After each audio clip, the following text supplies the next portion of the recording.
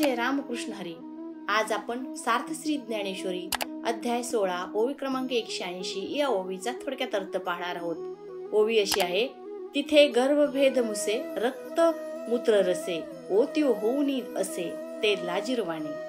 या ओवीचा थोडक्यात अर्थ असा आहे की हा नाशवंत असा शरीर धारण करून जगणे, पुन्हा पुन्हा जन्मास येणे आणि मरणे हे सत्पुरुषास लाजिरवाणे आहे। थोडक्यात काय तर ज्याप्रमाणे एखादा राजा रणभूमीमध्ये पराजित होतो तेव्हा त्यास आपले जीवन लाजिरवाणे वाटते, किंवा एखाद्या सत्पुरुषास एखादा आळ आला असता त्याला आपले जीवन लाजिरवाणे वाटते, किंवा क्षत्रियांना रणभूमीमधून पळून जावे लागले तर आपले जीवन हे लाजिरवाणे वाटते। त्याचप्रमाणे हे 3.5 हाताचे शरीर जगणे, पुन्हा पुन्हा जन्माला येऊन मरणे हे सात्विक पुरुषास लाजिरवाणे वाटते।